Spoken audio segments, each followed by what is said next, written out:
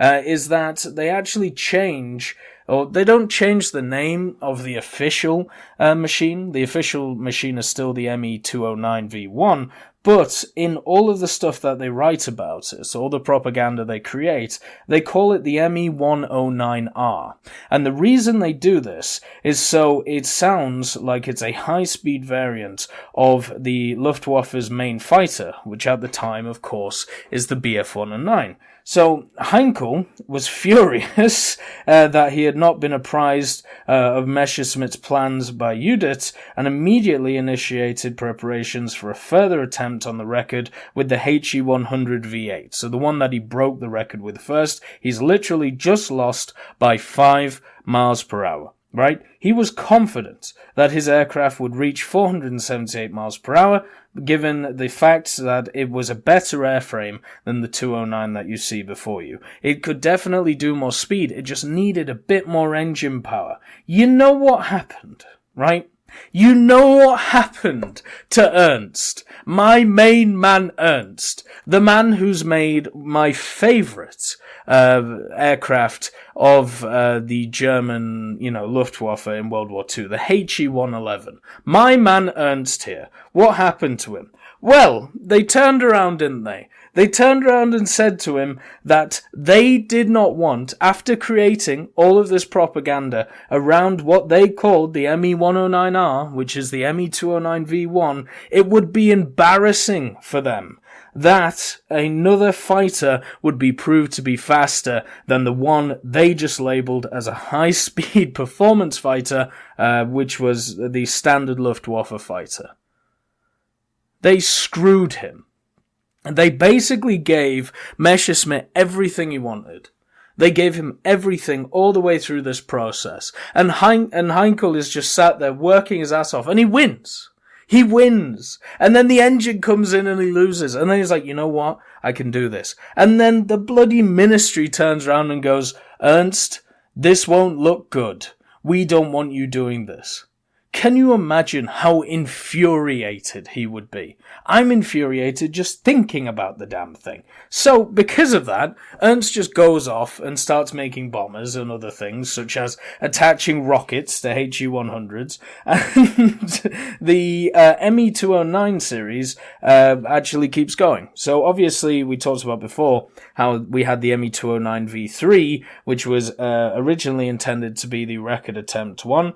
This was eventually completed and flown in late May 1939. So since the ME-209 had actually, won the battle, they decided that it might be a good idea to try and actually find a use for this thing, instead of just make it go really fast. And since it could go really fast, maybe they could find a reason for it to exist. Because, obviously at the time, you got the Bf-109, you got everything else, you got all the other fighters, they're doing pretty well in the Luftwaffe. So, let's try and at least make this project, the ME-209, something a bit more useful. So they take the V3 and they, from it, create a fourth prototype, the ME-209V4. Now, the ME-209V4 is the first one which is armed with the provision for two 7.9mm MG-70 machine guns and an engine-mounted 20mm MG-FFM. So the same 20mm that you see on the Bf-109E3. And therefore, the fuselage was essentially similar to that of the high-speed aircraft, but the vertical tail surfaces were substantially increased in area, and you can actually see it, from here. So this would increase maneuverability and unfortunately decrease speed, which means that the main purpose of this thing kind of got thrown out the window. So the wing was a single spar, a stressed skin structure, tapered from the root with automatic leading edge slots, just like a lot of German aircraft at the time, very similar to the Bf-109s, and slotted training edge flaps provided an overall span of 30 foot. The gross wing area was only marginally increased to 119 square foot, though, and the maximum gross weight was reduced to 4,806 to result in a wing loading of 38 pounds per square foot. So the initial flight trials for the V4, they put in the standard DB601A, so the engine which couldn't cut it in the V1 before they upgraded it to the DB601ARJ, which of course had the little bit of an injection, which gave it a bit of a leg up on the competition, let's just say. So the V4, after getting fitted with this standard engine, it's still had the same issues with its cooling system. The surface evaporation cooling system employed by its high-speed predecessors was used again, but it was just not good, right? It just didn't work. It didn't keep stuff cold. It failed a lot of the time, and therefore it was replaced by shallow, low-drag radiators beneath the inboard wing panels of the machine. And the resumption of flying trials immediately revealed the inadequacy of the cooling provided by the underwing radiators, and the handling characteristics both on the ground and the air proved extremely poor. So, yes, what a surprise. You take a design which is designed only for speed, and then you try and make it into something which resembles a fighter. Oh, you run into all of the issues that it had before. Who would have thunk? Maybe the design itself is kind of balked, right? Which is basically, what we see from this. So, with that said, in 1940, the overall wingspan was increased again to help with the maneuverability of the aircraft, and the tail surfaces were also enlarged, and the radiator area had been increased. So they're just trying their best to make this thing not overheat, make this thing a little bit maneuverable for the pilots who would actually have to use it.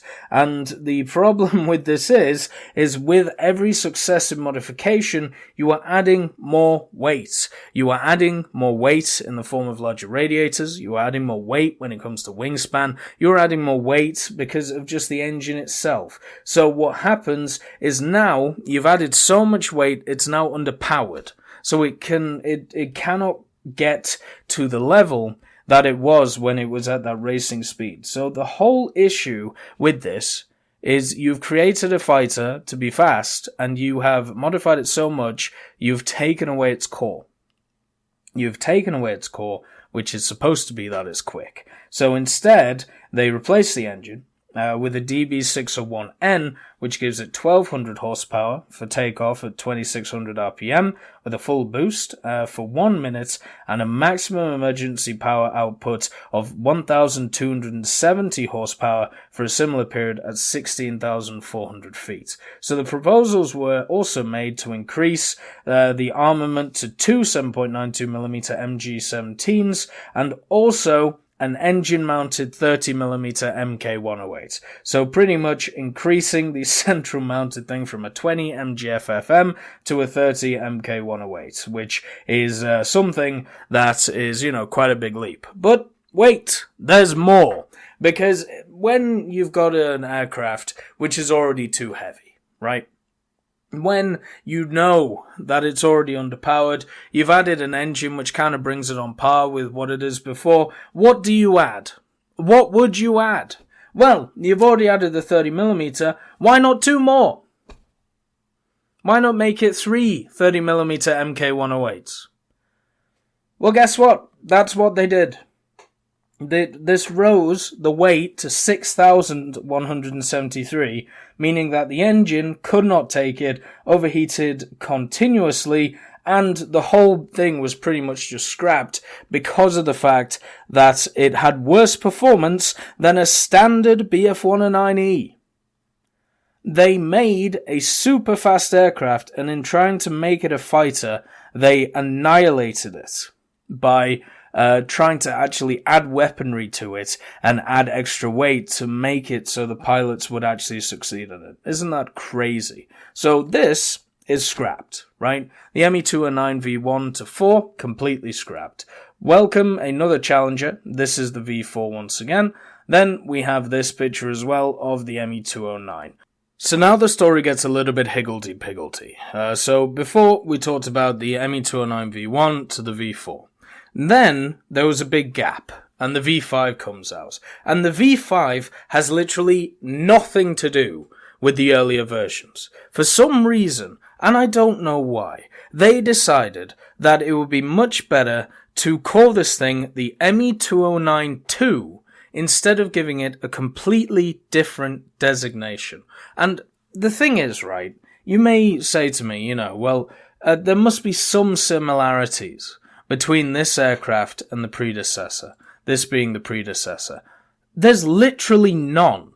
The earlier ME-209 V1s to V4, these were custom built. No parts were really taken from anything else. Instead, it was made primarily, as I said, for one thing and one thing only. Well, in the mid-war periods, Willie decided that he wanted to make something that could be the successor of the Bf-109.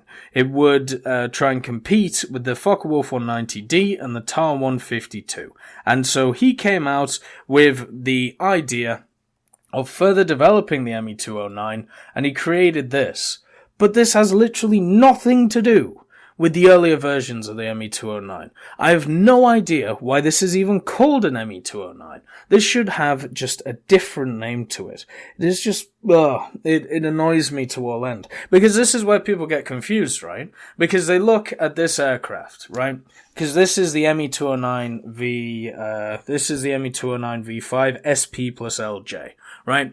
So they look at this and they're like, okay, how does this relate to this? Because they've got the same name. They've got the same name. The only difference is the prototype version, right? V1, and this is the V5.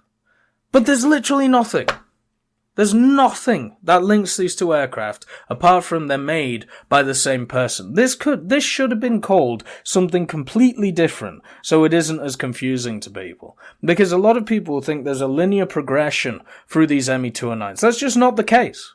That's not the case. From the V4 to the V5, completely different designs, completely different ideas go in, and completely different actual thoughts of what goes in. The V4 was designed to be fast, and that was it. Whereas the V5 is designed to actually be a fighter. It's designed to be a successor to the Bf-109, where the ME-209s, the other ones, are just not. They were designed to be fast. They were designed to be bullets. So it just kind of annoys me that, for some reason, this is also labeled as an ME-209. So, as I said, at these times, around the mid-war period, Willie was looking for a successor for the Bf-109. At the time, there was the Bf-109G, and the idea was that he would create a new plane which would use around about 65% of the airframe of the Bf-109G, so he could be able to change manufacturing and also keep up the efficiency of building these aircraft while also changing the design significantly. So this is where the ME-209-2 comes in, which you see before you. It would utilize the Bf-109G wing with structural modifications per carriage, the main attachment points of which were to be carried in the wing by an auxiliary forward spar, with the wheels retracting into wells in the wing roots ahead of the main spar.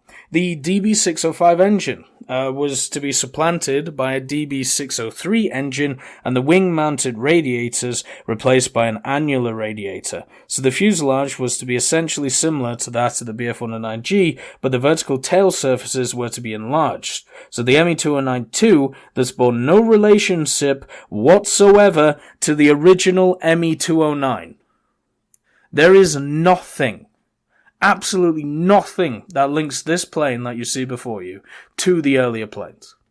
That is infuriating to me. I don't think you understand how annoying this is. So anyway, the sequence of numbers used for the earlier aircraft was maintained, and the first prototype of the new aircraft became the ME-209 V5, which is the one that you see before you. And this retained the BF-109G's wings. It also used a modified undercarriage from a BF-109F1, which was the BF-109V31, and there was also some other changes to it, and the idea was that it would be able to fit some quite heavy armaments on it. So there was an idea to add in wing-mounted 30mm MK108 cannons to it. These were originally envisaged as, unfortunately, there was insufficient space available for the ammunition tanks and satisfactory belt feed arrangements. So that was completely tossed out the window. So the armament problems that this thing had, because they had a pretty cool design, right? You basically take the BF-109G, you add a decent engine in it, you change a few of the parts, and it seems to fly pretty well. But the armament problems were not confined to the wing-mounted weapons, and it was also proposed to mount two 13mm MG131 machine guns in the forward fuselage, with their ammunition tanks actually forming a part of the load-carrying structure. But tunnel tests revealed that the raised forward decking necessary to accommodate these guns invoked too high a drag penalty, and it was necessary therefore to transfer the MG131s to the wing routes. So they were having real issues once again with this one. I suppose that's a similarity between them.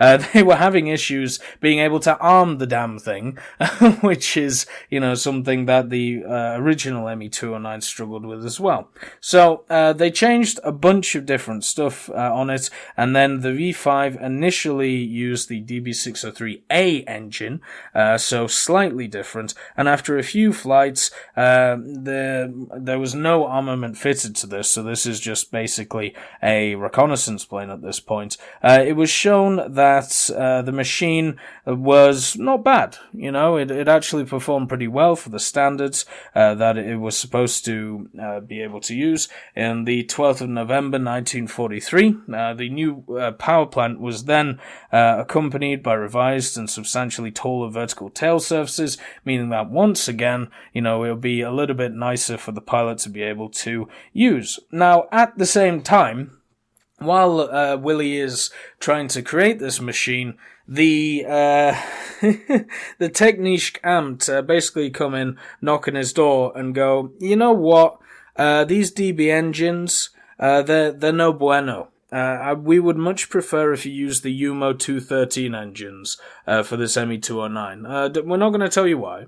But we're just going to say, we advise you to do this. And by advise, you better damn do it. So what Willie does is he takes the ME-209 and he adds in, or at least tries to add in, the UMO 213E, and this creates the ME-209 V6, which was created by the end of the November 1943. And this was eventually, it wasn't completed, it was started at the end of 1943. The design was finished at the end of November 1943. And this was finally completed and flown in April 1944.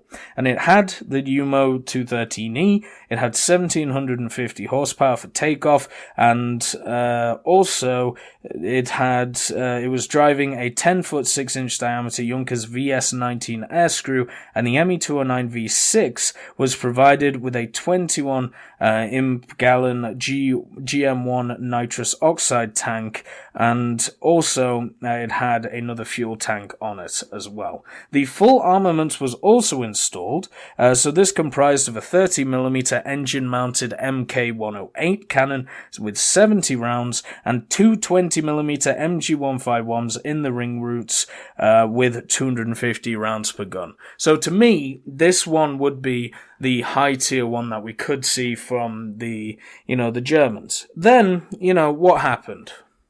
Well, they went a bit crazy, just like they normally do. So two production versions of the ME-209 were built, and these were proposed to the RLM. They were called the ME-209A1, which was powered by the DB603G, and the ME-209A2, which was powered by the UMO 213E, and there were several versions of both of these subtypes, but these were the ones that Messerschmitt wanted to go ahead with when it came to actual production. So the standard ME-209 ME209A1 was envisaged as having a single engine-mounted 30mm MK108 with the 65 rounds, or a 20mm MG151 with 115 rounds, plus two 13mm MG131 machine guns with 300 rounds per gun in the wing root. So very similar to what we see on the BF-109s in-game. And then we start going a little bit bonkers, as we always do with Germans, because for some reason they just decide to try and put all the guns on everything.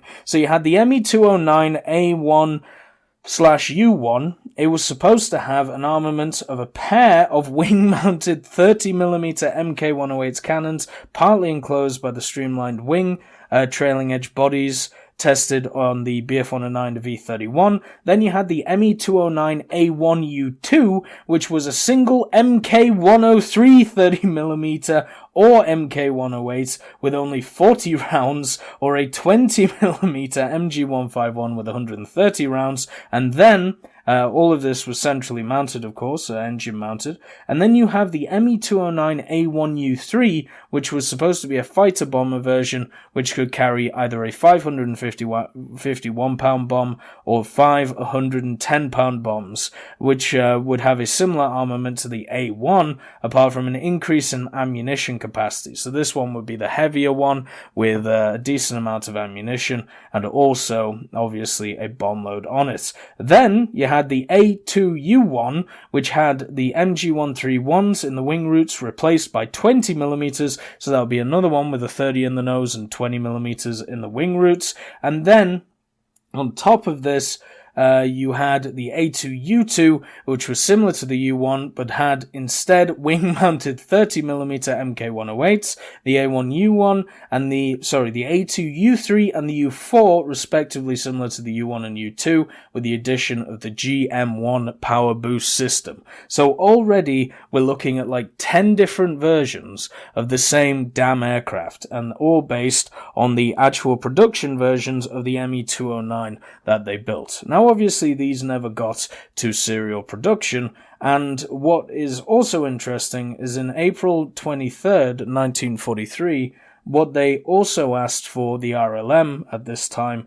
was a high-altitude fighter designated the ME209H. Now, this follows the same pattern that we see from other projects going along. Is around 1943 they realized they need a lot of high altitude stuff. The ME209 was exactly the same. So you had a high altitude version, or at least an idea of a high altitude version. It was called the Project 1091A, and it had much larger wings compared to its predecessors, and also it would use the high altitude engine, the DB603U, which was a DB603E equipped with a TKL-15 turbo supercharger.